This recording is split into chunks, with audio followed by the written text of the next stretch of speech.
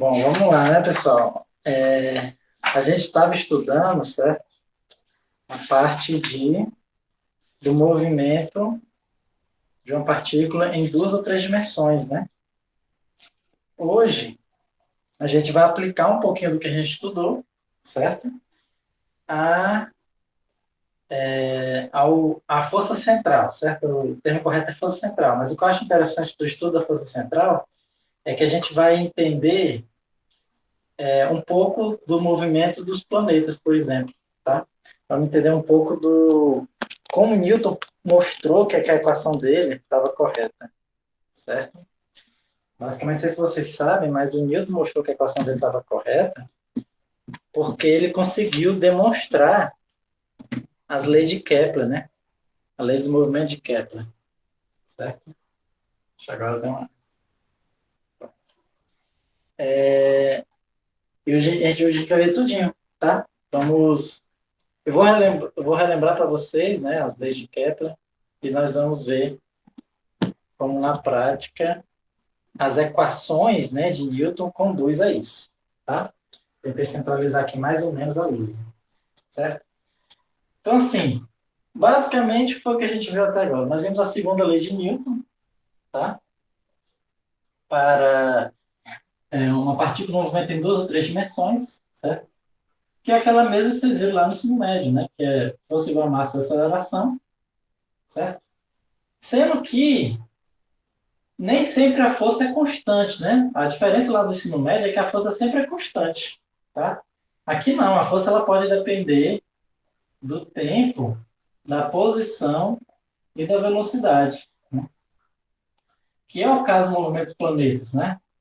Os corpos celestes. Então, aqui é a Terra e aqui é a Lua, né? Então, dependendo da posição da Lua, se ela está mais próxima da Terra ou mais longe, quanto mais próximo, maior é a força, né? Quanto mais próximo, maior a força, tá? Então, a força depende aqui da posição da Lua, certo? Na aula de hoje, o que a gente vai ver? A gente vai resolver o que a gente chama do problema da força central, certo? Problema da força central, certo? Que é talvez um dos problemas mais importantes da física, né? Porque praticamente toda interação entre partículas é uma força central. O que significa ser uma força central? Assim, ao pé da letra, né, a força central é quando você tem uma força que sempre aponta para o centro, né? Então, supor que seja no plano, então você tem aqui um plano XY, então a força, se a partícula estiver bem aqui assim, ó, a força ela vai ser central, ela vai estar apontando para o centro. Então, pode ser tanto apontando para o centro, se for uma força atraente, né? Se o centro estiver atraindo essa partícula, ou pode ser uma força para fora, tá? Se for uma força repulsiva, tá? Então, independente da posição da partícula, sempre vai ser assim. A força sempre está apontando para o centro, tá? Ou para fora. Então, isso é o que a gente chama de uma força central, certo? Isso aqui é em duas dimensões. Se for em três dimensões, também é a mesma coisa, tá? Sempre está apontando para o centro, só que agora vai ter o eixo Z aqui, né? Independente da partícula se movimenta. Por que esse problema é tão importante? Porque na prática, certo? Sempre quando a gente tem partículas se movendo, tudo bem? E aí se batendo, interagindo uma com a outra, o que acontece? A gente consegue entender a interação entre elas, né? Através de uma força central. Porque você tem duas partículas, né? Uma atrai a outra, tá? Uma está atraindo a outra. Né? Se eu colocar o meu eixo em cima de uma delas, por exemplo, em cima dessa aqui, ó, se eu colocar uma delas na origem, né? Essa outra partícula aqui, ela vai estar sofrendo uma espécie de força central, tá? Por quê? Porque o meu eixo sempre está nessa partícula. Tudo bem? É lógico que essa partícula aqui, né? Se for um outro movimento, quer dizer, se for realmente mover duas partículas, ela também vai se mover, certo? Ela também se move. Mas mesmo assim, quando a gente estuda um sistema de duas ou mais partículas, que é o próximo tópico que a gente terminar esse capítulo, né? A gente vai ver que mesmo um problema de duas partículas, eu consigo transformar num problema de uma partícula só, certo? Então, duas partículas interagindo com a força, uma apontando para a outra, eu consigo transformar no mesmo problema de força central. Por isso que o problema de força central é tão importante, certo? Tanto que se eu tiver duas partículas, eu posso transformar em uma, ou então eu posso pensar também no limite em que uma delas é muito pesada, né? Então, por exemplo, se eu comparar a Terra e a Lua, certo? É como se fossem as duas partículas, né? Lógico que não são partículas, mas elas são tão distantes entre uma com a outra, certo? E o tamanho delas é desprezível em relação a essa interação, né? Aproximadamente desprezível, não é 100% desprezível, na realidade, que eu posso trabalhar com elas como se fossem partículas mesmo, tá? Cada uma localizada em um ponto. E aí eu consigo descrever o movimento da Lua, né? Consegue descrever o movimento da Lua, certo?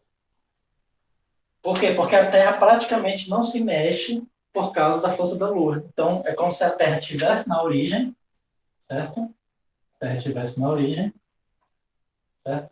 E a Lua está sofrendo uma força central, certo? Mesma coisa é verdade, né? Lá nos primeiros modelos atômicos, né? Quando a gente achava ainda que a gente podia usar a mecânica clássica no átomo, certo? Quando eu podia usar, quando a gente se eu pudesse, né? Se eu pudesse usar a mecânica clássica no átomo, eu ia ver que o movimento do elétron seria bem parecido com o movimento de corpos celestes, né?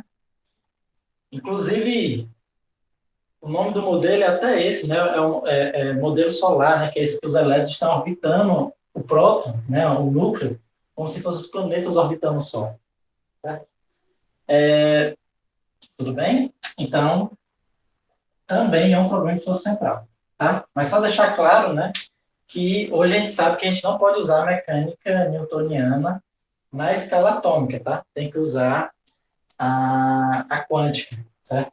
Na verdade, foi quando o pessoal tentou usar as equações de Newton aqui, foi que viu que dava tudo errado, né? As previsões estavam todas erradas. E aí, não todas, né? Mas tinha que ter alguma modificação, certo? Tinha que ter alguma modificação. Então, daí que surgiu a mecânica quântica, certo? Vamos lá. Então, o problema da força central, basicamente, é uma força, né, que depende da posição, certo? E ela sempre está apontando para o centro, tá? Então, a minha força ela não vai depender nem do tempo, nem da velocidade, certo? Ela vai depender simplesmente, minha força vai depender simplesmente da posição, certo? Essa é uma força dependendo da posição, ok? E como ela depende da posição, certo? Como ela depende da posição? Como ela é central, certo? É bem mais conveniente a gente usar, em vez de usar as coordenadas cartesianas, né? Ou seja, ao invés de eu escrever a minha força F como sendo um F de x na direção y, um F de y na direção j, e um F de z na direção k, certo? A gente escreve ela como? A gente escreve usando coordenadas, certo? Ou esféricas, certo? Ou esféricas ou cilíndricas, né? Tudo bem? Deixa eu só... Daqui a pouco a gente vai ver que é melhor usar cilíndrica. Mas, de qualquer forma, né? Vamos só relembrar aqui, não sei se vocês lembram das coordenadas esféricas, a gente já tinha visto alguma coisa, e as cilíndricas, né? Mas basicamente o que que é? Aqui eu tenho meu plano, né? Quer dizer, os eixos aqui, né? X, Y, Z. E ao invés de eu localizar aqui uma partícula, né? Usando as coordenadas X, Y e Z dessa partícula, tá? O melhor agora para a gente vai ser usar as coordenadas, né? Se for esférica, a gente pode usar aqui esse ângulozinho aqui, né? Essa linha reta que vai da origem à partícula faz com o eixo Z, a gente chama de θ. Ou esse ângulo aqui, certo? Que a gente chama de φ, né? Esse ângulo aqui é o azimutal, certo? Que a gente chama de azimutal. Esse aqui a gente chama de... Aliás, esse aqui é o ângulo polar, perdão. A gente chama esse ângulo aqui de polar. Esse aqui de azimutal, certo? E o R, que é a distância que ela está da origem, né? Essas são as coordenadas esféricas, tá? E aí, não sei se vocês lembram, né? Eu falei que além de você mudar as coordenadas, né? Além de você mudar todas as suas equações, em vez de você escrever em termos de x, y e z, você escreve em termos de r, φ, θ ou θ e φ, certo? A gente também muda a nossa base de vetores, tá? Então, em vez de trabalhar com vetor i, vetor j e vetor k, a gente trabalha com os vetores, aquele que eu falei para vocês, né? Que sempre quando você cria novas coordenadas, existe um vetor associado a cada uma delas, né? Que a gente chama que é o vetor que aponta na direção de crescimento, tá? Então, é o vetor r, o vetor φ e o vetor θ, tá? Como é que é esses vetorzinhos? Deixa eu só melhorar aqui a minha figura, deixar maior aqui, para ficar mais fácil, né? Não ficar muito poluído. Não, pode parecer complicado, tá, pessoal? Mas não se preocupe não, que na prática não é tão complicado, certo? O importante é a gente entender. Quando a gente entende, fica mais fácil. Vamos lá, vou desenhar aqui o ponto um pouco mais para cá, para ficar melhor. Como é que a gente descreve essa partícula? Através desse ângulo θ aqui, do R, tá? Que é a distância até a origem, e desse ângulo aqui, que a gente chama de φ, certo? O vetor I, JK, é o vetor que vocês conhecem sempre, né? É esse vetor aqui é o vetor I, né, que está na direção do eixo X, o vetor J é o que está na direção do eixo Y, e o vetor K está na direção do eixo Z, certo? Como é que é o vetor R, φ e θ? Tem as expressões matemáticas para eles, certo? Mas a gente não precisa tanto saber decorar as expressões matemáticas, né? Com o tempo você até decora naturalmente. Mas não precisa tanto, o importante é a gente entender o significado dele, tá? Esses vetores aqui, eles sempre apontam na direção de crescimento daquela variável. Então, por exemplo, a coordenada R, qual é a direção de crescimento dela? É sempre radial. Então, esse meu vetor R, ele sempre aponta na direção de crescimento dela, né? Então, se eu pegar essa partícula e afastar ela da origem, está aumentando, né? Então, meu vetor R vai ser um vetor unitário exatamente nessa direção, tá? O vetor θ, como é que ele aumenta? É sempre quando você aumenta essa angulação aqui, tá? Ó. Você tem aqui essa angulação, né? Ó. Então, quando você aumenta essa angulação, certo? Essa aqui, vamos supor que a partícula está um pouco mais para frente. Quando você faz isso, tá? Você aumenta essa angulação. Então, o vetor θ é um vetor exatamente nessa direção de crescimento, certo? É um vetor assim. Que é perpendicular, né? Esses vetores sempre são perpendiculares, porque essas coordenadas são ortogonais, tá? Claro que isso são detalhes um pouco mais complexos, né, que eu não vou entrar, quer dizer, são coisas um pouco mais complexas que eu não vou entrar em detalhes, né, todas essas propriedades desses vetores, dessas coordenadas, certo? E por último, o vetor φ, ele é um vetor que também ele vai aumentar nessa direção, tá? Você imagina como se fosse assim, ó, o vetor θ, ele é o vetor, exatamente um vetor tangente de uma circunferência passando por aqui. Ele é exatamente isso, tá? Ele é um vetor tangente de uma circunferência que tem esse raio aqui, certo? E o vetor φ também é um vetor tangente de uma circunferência, só que é uma circunferência aqui no plano XY, tá? Então, se eu botar aqui junto com os de cima, seria um vetor que estaria apontando ali para trás, né? Ver se eu consigo desenhar aqui. Seria um vetor tipo assim, ó. Certo? Lembrando que o meu desenho aqui, né? Não sou muito desenhista, mas todo mundo é perpendicular a todo mundo aqui, tá? Certo? Todo mundo é perpendicular a todo mundo.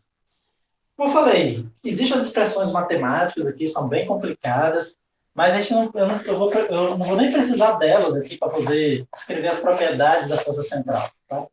Mas existe, né? Depois, se vocês quiserem, eu posso até colocar. Na verdade, eu só sei um decorar, né? De cabeça eu só sei o vetor R, os outros dois eu não sei decorar, certo?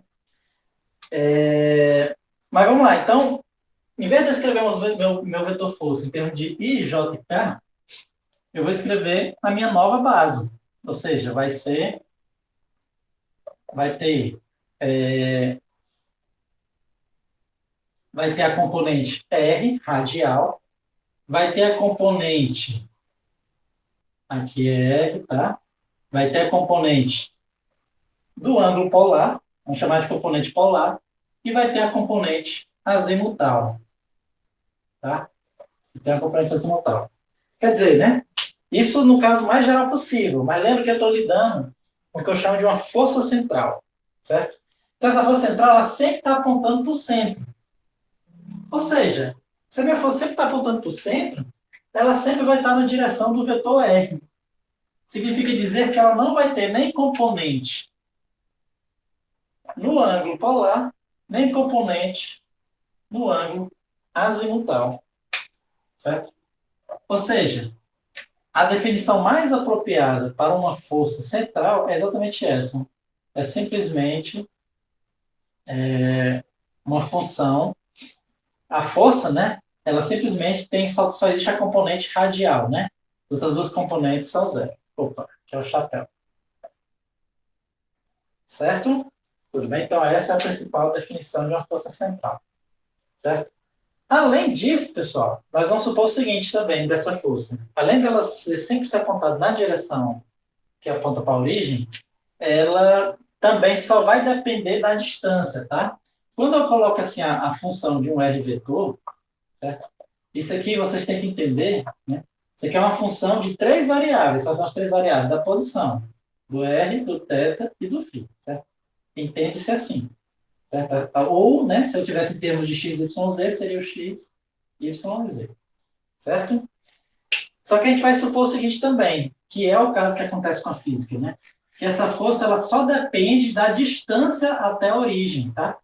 Não depende da angulação ou do φ, certo? Até porque, né, geralmente todas as forças fundamentais têm essa propriedade, né? Não depende do θ nem do φ, por quê? Porque geralmente, se dependesse do θ e do φ, é como se houvesse direções preferenciais, né? Mas geralmente as forças mais fundamentais não têm direção preferencial. A gente diz que, ou seja, tanto faz, né? A direção que você está, né? Então não tem para cima, para baixo, esquerda, direita, né? Tudo você pode definir do jeito que você quiser, certo? Então ela só depende da distância até a origem, tá? Então aqui eu posso escrever que a minha força central que eu vou trabalhar, ó, ela é assim, certo? Simplesmente uma função de R na direção radial, certo? Se essa força for positiva, né? Nas posições aqui ela é positiva, então é uma força repulsiva, né? Tem aquele exemplo que eu falei para vocês, né? Se a partícula está bem aqui assim, então é uma força que aponta para fora, uma força repulsiva. Já se for uma força, se essa função aí for negativa, significa dizer que é uma força atrativa, tá? Uma força atrativa. Seria um negócio assim. Certo? E agora vamos entender, né, as várias propriedades das forças que tem essa expressão, né? Certo? A primeira e uma impressionante é o fato de que a órbita dos planetas ela acontece num plano, certo? Não sei se vocês sabem, mas, por exemplo, daqui o Sol, né? A Terra, ela está rodando em torno do Sol, certo? Num plano definido, tá? O que não necessariamente é verdade, né? Por quê? Porque, teoricamente, a Terra está livre aqui para ir para cima, está livre para ir para baixo, certo? Isso eu estou falando para cima e para baixo, né? Em relação ao plano que contém aqui a órbita da Terra, né? O plano que contém a órbita da Terra. É tanto que poderia até acontecer, se alguma coisa batesse aqui na Terra, ó, pá, com muita força, ela poderia sair desse plano, né? Se alguma coisa batesse, tá? Mas, graças a Deus que nada bateu, né? Com a força suficiente para isso, então a gente está no mesmo plano, certo? Há muito tempo, tudo bem?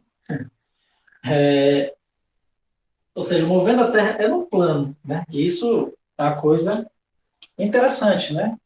E aí já tem a ver com uma das leis de Kepler, certo?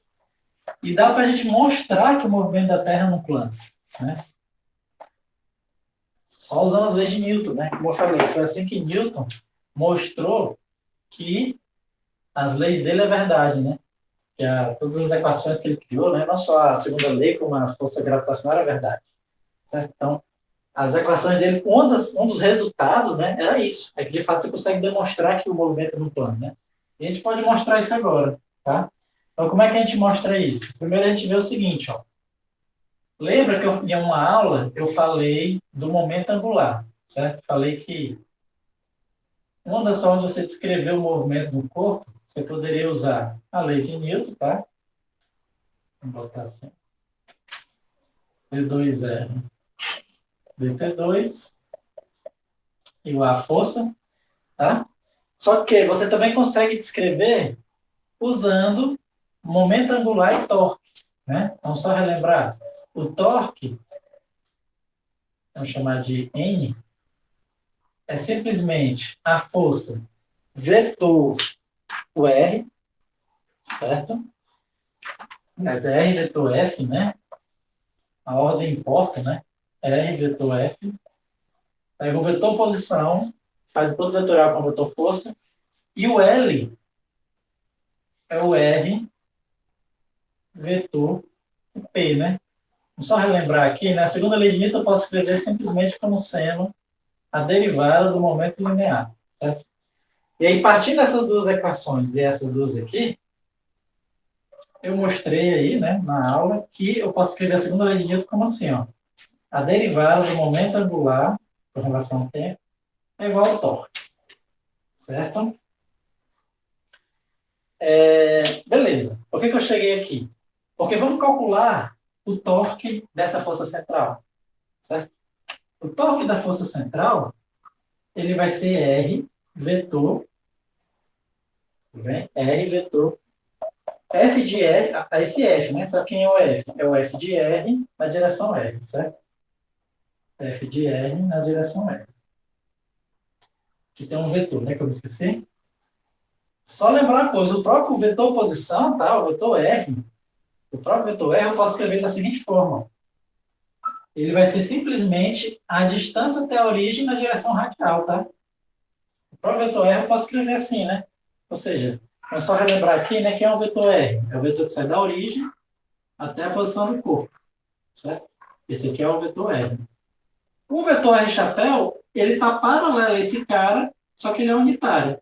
Então, se eu pegar a distância, né, que é o módulo, o tamanho disso, e multiplicar por esse R chapéu, eu tenho exatamente o vetor R. Que foi o que ele fez aqui, não? Esse R é a distância até a origem, tá? Vezes o vetor unitário na direção radial, eu tenho o próprio R aqui. Ou seja, isso aqui eu vou ter o quê? Ó? Vou ter R chapéu, vetor F de R chapéu, tá? Você está dando para enxergar ali. Mas o importante que a gente entender é o seguinte: eu tenho um R chapéu, vetor F, R chapéu. Vamos usar só algumas propriedades, né, da produto vetorial. Isso aqui são escalares, esses escalares eles podem simplesmente sair. No final das contas, eu vou ter R chapéu, vetor R chapéu. Um vetor ele mesmo, tá? Vou ter assim, ó. Vai ser R, F de R, R chapéu, vetor R chapéu. Só que quando você pega um vetor e faz o produto vetorial por ele mesmo, isso aqui dá zero. Isso aqui dá zero. Ou seja, a gente já acha aqui que o torque ele é igual a zero. O torque ele é igual a zero. Certo? O que significa dizer? Então, significa o seguinte: se o meu torque é igual a zero, então a partícula que se movimenta sobre a ação de uma força central, certo? Sobre a ação de uma força central, o momento angular, ele é constante. Certo? Isso aqui não é igual ao torque, não, o torque é zero. Isso aqui é igual a zero. Então, no momento angular, ele é constante. Certo? Vamos só relembrar o que é o momento angular, né? O momento angular, pessoal, a gente estuda muito ele porque ele está associado com rotações, certo? Ele está associado com rotações. Então, vamos só entender, vamos só que você tivesse uma partícula rodando aqui, certo? A partícula está rotacionando com velocidade constante. Se a gente fosse calcular o momento angular dela, a gente ia ver que o momento angular dela seria um vetor que está apontando exatamente, né? Usando a regra da mão direita, tá? Estaria apontando para cima aqui, se fosse a rotação no sentido anti-horário, certo? Que é usando a regra da mão direita, ele estaria assim, certo? Se essa partícula modificar a rotação de qualquer jeito, né? Ou se aumentar a velocidade, ou se mudar o raio, tá? Ou se rotacionar, né? Ela está rodando aqui, mas se esse plano de rotação mudar, esse vetor ia inclinar aqui, tá? Não é isso? Se ela começasse a rodar assim, ó, esse vetor já ia inclinar, tá? Então, esse vetorzinho aqui, ele está associado com a rotação, né? A gente consegue descrever a rotação do corpo através desse vetor, certo? Se aumentar o raio. A gente viu até a expressão para ele, né? Vamos só relembrar aqui. Vou apagar aqui. Então, em relação à origem, né? Retangular em relação à origem, a gente calculava ele assim, ó. Era exatamente m θ ponto r na direção z, certo? Isso aqui eu estou pressupondo que a partícula está se movimentando aqui no eixo y, no eixo x, tá? No plano xy. Então, meu vetor L vai ser aqui no plano z, certo? Ou seja, voltando aqui para o que eu tinha falado para vocês, tá? Vou só verificar se essa equação que eu botei é verdadeira. Errei uma coisinha, é um r ao quadrado, certo? Essa expressão vem daquela, né? Ó, vem daquela que o L é o R vetor P, tá? Dá para a gente deduzir a partir disso aqui. Eu fiz isso numa das aulas anteriores, né? Não vou fazer de novo. Aí eu transformo para coordenadas polares, tem isso aí, certo? Vamos só entender um pouquinho do que é isso aqui, tá? Essa equação. Esse L, ele está me dizendo o seguinte, M é a massa, certo? R é a distância até a origem, né? Seria exatamente esse R de rotação, certo? Esse θ aqui, pessoal, aqui eu peço desculpa, mas porque infelizmente é confuso mesmo, mas esse θ aqui eu já estou usando em coordenadas cilíndricas, tá? Coordenadas cilíndricas, o que é?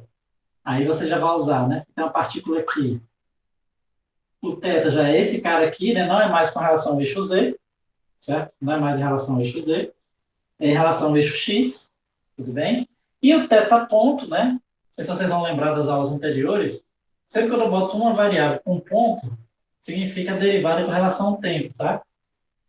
Tudo bem? Por quê? Não sei. Sei que os físicos fazem isso há séculos e a gente usa essa notação, né? Mas se você quisesse aqui, você poderia fazer assim, ó. Dθ dt. É a mesma coisa, tá? É a mesma coisa. Mas vou usar o θ ponto, porque eu acho mais bonito. Acho mais elegante. Todo livro de física usa o θ ponto, certo? Então, assim, então o momento angular, ele é desse jeito. E aqui é onde está o que eu falei para vocês, certo? Vamos supor que essa partícula começa a rodar mais rápido, esse L iria aumentar. Rodar mais rápido significa aumentar o θ ponto. Θ ponto é a velocidade angular, tá? Derivada com relação ao tempo, né? Sempre gera uma velocidade, tá? Só que aqui vai ser a velocidade do ângulo, velocidade com que o ângulo muda. Então, θ ponto maior significa que ele roda mais rápido. Então, se ele rodar mais rápido, esse vetor L aumenta. Se ele rodar mais devagar, diminui. Se o R for maior, o L aumenta, né? Se o L for menor, ele diminui, certo? O que essa equação aqui que a gente viu me diz? Que o L ele é constante, tá? Ou seja, o vetor momento angular ele é constante. Então, significa que a rotação que essa partícula faz em torno do centro, certo? Não pode modificar o vetor L. Ou seja, se o raio modifica, certo? Se o raio se modifica de algum jeito, a velocidade angular tem que se modificar no sentido contrário, né? Porque é como se fosse assim, ó, em módulo, né? L θ ponto r ao quadrado. Isso aqui é constante, certo? Isso aqui é constante. Então, por exemplo, se o raio de rotação aumentar, significa que a velocidade angular tem que diminuir. Ou vice-versa, né? Se o raio diminuir, a velocidade angular aumenta. Certo? Se o raio diminuir, a velocidade angular. Lembrei da nossa conversa de mais cedo. Você falou do PV, né? É porque realmente são expressões que existe uma constante, né? Sempre quando existe uma constante, a gente faz isso funciona, isso dá certo. Certo? Vamos lá. Então, beleza. Então, a gente já tem essa relação entre o raio e o tetaponto, tá? Que a gente sabe que um sempre tem que ser inversamente proporcional ao outro, certo? Não necessariamente diretamente, né? Mas, na verdade, é direto com o quadrado, né? O tetaponto é inversamente proporcional ao quadrado do R, certo? Mas mais importante que isso, o que é o mais importante que isso? É que esse meu vetor, né? Eu achei que o vetor tem que ser constante, não só o módulo, o vetor. O que significa dizer que o vetor é constante? Esse vetor não pode virar nem para um lado nem para o outro. Ele sempre tem que estar assim. O que significa dizer que a rotação de uma partícula em torno do centro, em torno da origem, sempre vai permanecer no mesmo plano? Ou seja, é aquilo que eu falei para vocês. Está aqui o Sol e está aqui a Terra. A Terra, ela sempre vai rodar em torno desse mesmo plano, né? Ela não vai ficar subindo e descendo. Ela não pode fazer isso aqui. Isso aqui não pode, tá? Ela sempre vai rodar no mesmo plano. Fisicamente falando, né? Não pode. Poderia se houvesse alguma outra força, né? Que fizesse ela fazer esse movimento. Mas a força que a Terra faz com o Sol e vice-versa, né? Que o Sol faz na Terra, não gera, não consegue sair do plano. Por quê? Porque é uma força central. E na força central, o momento angular tem que permanecer constante. Certo? Então, daqui a gente já tira, né? Uma das primeiras leis de Kepler, né? Que o movimento dos planetas é num plano. E isso vai acontecer para qualquer que seja o astro, né? Então, tipo, o movimento da Lua em torno da Terra também é num plano, tá? O movimento dos anéis de Saturno, né? O que são os anéis de Saturno? Aqui Saturno tem aqueles vários anéis lá que circula ele, né? O que são aqueles anéis? Aqueles anéis nada mais é do que poeira, certo? Asteroide, né? São poeira mesmo que está voando em torno de Saturno, né? Orbitando. E todo mundo ali está no mesmo plano, certo? Está no mesmo plano. Inclusive, dá até para a gente mostrar isso, certo? Depois eu vou resolver uma questão para vocês. A gente vai primeiro supor o seguinte, que primeiro a poeira está orbitando Saturno, mas em uma nuvem. Vamos supor que está orbitando em uma nuvem que está espalhada em torno de Saturno, uma nuvem qualquer. A gente consegue mostrar que, se a gente pressupor que esse sistema vai perdendo atrito devido à colisão de um com o outro, certo? Vai perdendo energia, perdão, devido ao atrito, né?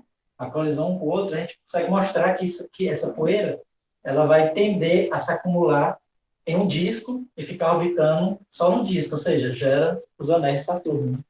Depois eu vou fazer essa questão para vocês, tá?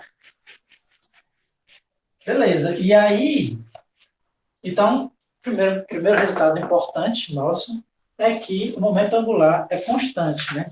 E isso já ajuda muito a gente a descrever o movimento, certo? Por quê? Porque observe, ó, aqui, deixa eu só lembrar para vocês, o meu R depende do tempo, tá?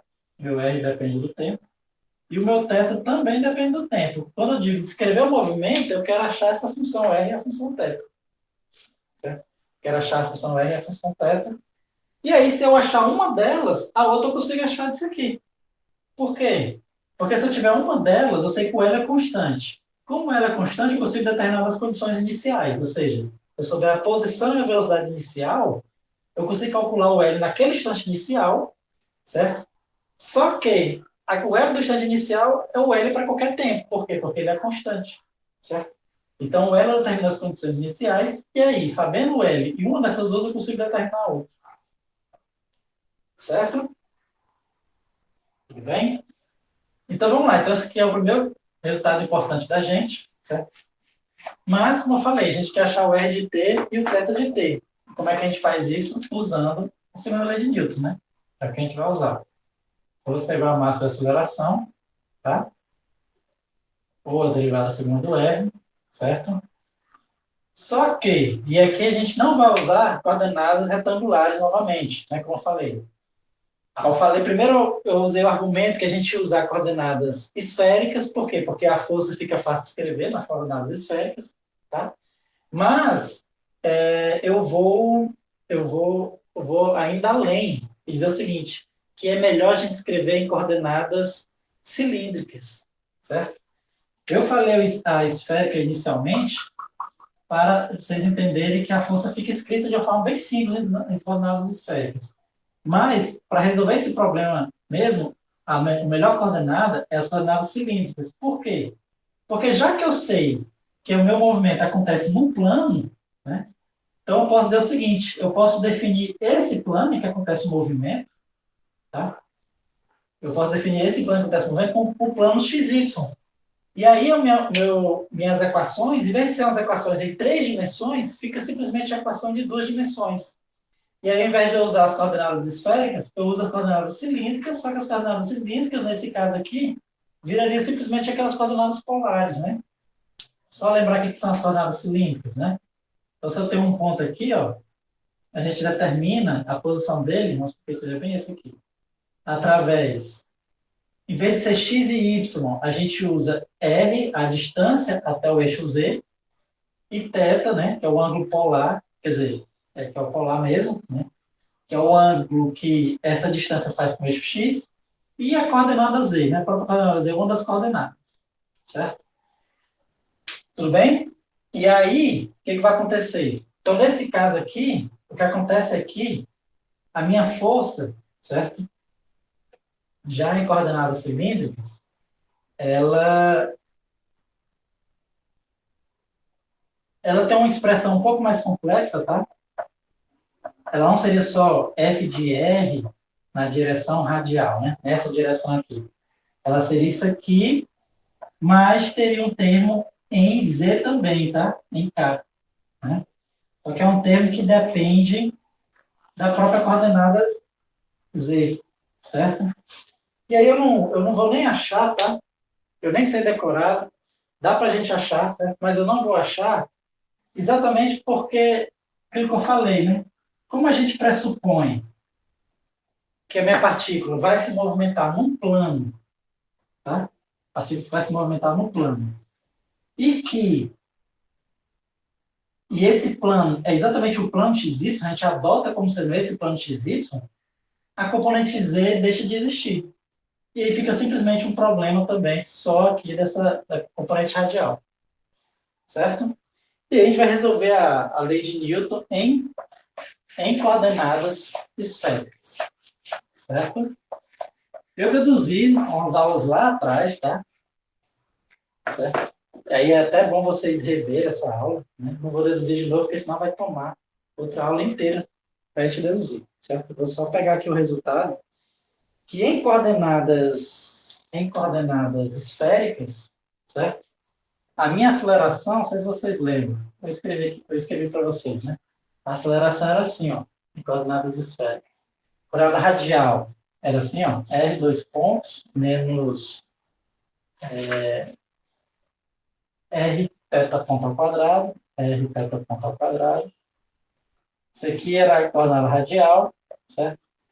Mais a coordenada polar, que era r θ dois pontos, r θ dois pontos, mais 2 r ao quadrado θ ponto.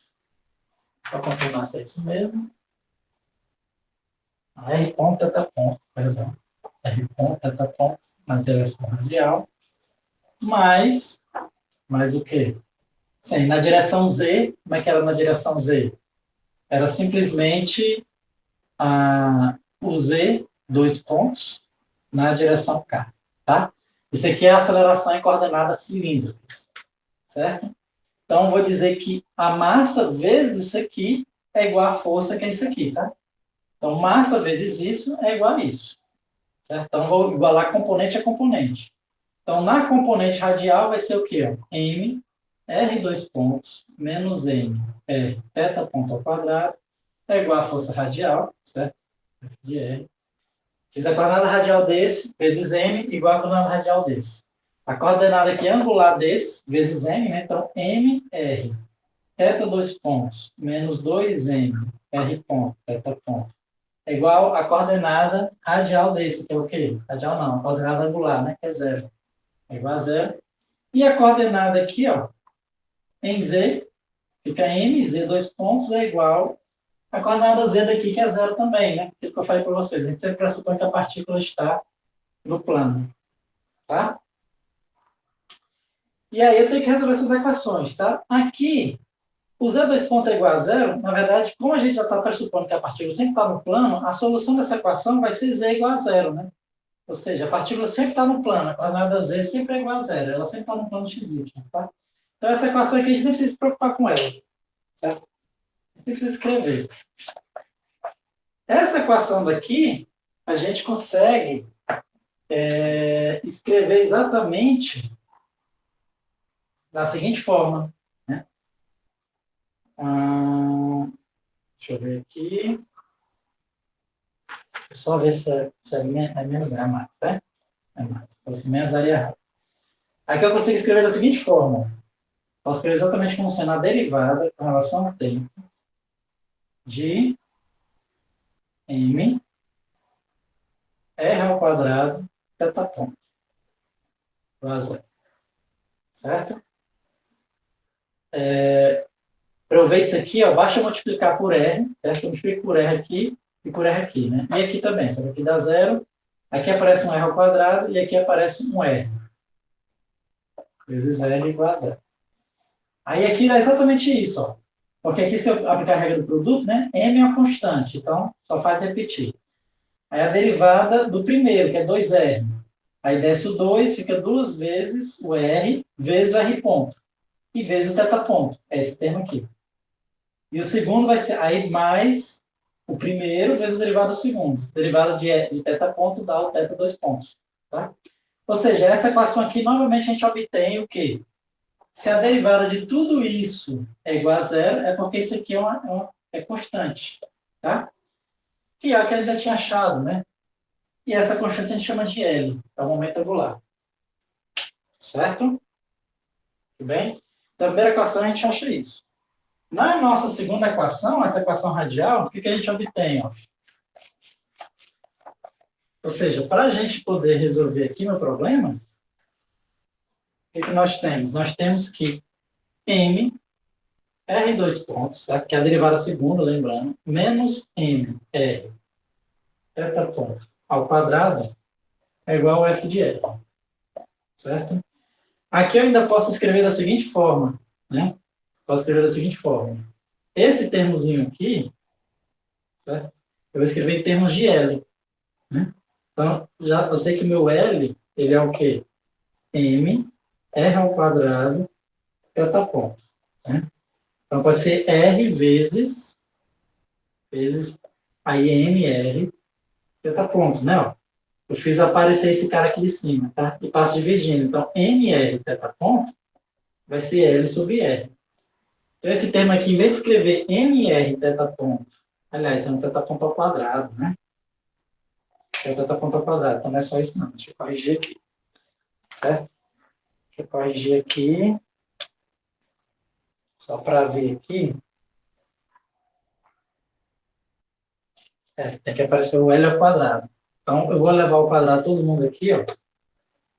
Vamos levar ao quadrado, fica ao quadrado, aqui fica a quarta, e aqui fica o θ ponto ao quadrado. Então, agora eu separo um R, separo um M, né? Eu faço aparecer aquele termo ali, ó, e boto o resto aqui do lado direito, né? O que é o resto? De um M ao quadrado, então sobra um M. Aqui vai sobrar um R ao cubo. Pronto. Agora corrigindo, né? Deixando certinho. Então aqui vai ficar, aí eu passo aqui dividindo, M R ao cubo. Tá? Então, ou seja, tudo isso aqui é igual a L sobre M R ao cubo. Certo? Então vamos reescrever aqui essa minha equação como sendo assim, ó, M, R dois pontos, menos isso aqui, ó, L ao quadrado, né? Perdão, ali está tudo ao quadrado. L ao quadrado sobre M, R ao cubo, é igual a força de R, certo? O que foi que eu acabei de fazer, pessoal? Isso que eu acabei de fazer, a gente disse que a gente separou o sistema, tá? Relembrar, ó, tudo isso aqui são equações diferenciais, né? São equações que envolvem derivada, que eu quero achar o R de t e o θ de t. Eu tenho duas equações diferenciais e eu quero achar duas funções, o R e o t, certo? Eu desacoplei, né? Elas estavam acopladas, no sentido que nessa minha equação tem tanto R quanto θ. Essa aqui eu tenho tanto R quanto θ. Mas agora, se eu observar bem para esse cara aqui, ó, essa minha equação, ela só depende de quem? Do R. Só depende do R, certo? E aí, isso é desacoplar, né? Isso é desacoplar. A gente vai fazer o seguinte, para a gente resolver essa equação, certo? A gente vai deixar isso para a próxima aula, certo? Porque a nossa próxima aula vai ser o quê? Resolver essa equação, certo? Aí vamos começar a entender como é que é a coordenada radial, e lembrando, sabendo a coordenada radial, eu consigo achar a coordenada até só resolvendo essa equação, certo? Então, a gente fica por aqui, certo? E aí, próxima aula, a gente vai fazer o quê? Resolver essa equação, tudo bem? Eu vou postar todas as aulas, né, caso vocês queiram revisar, certo? Até porque esse conteúdo é um pouco mais difícil, mas depois que você vai aprendendo, não fica tão difícil. E aí, vocês vão ver que é até interessante, a gente consegue achar vários resultados interessantes.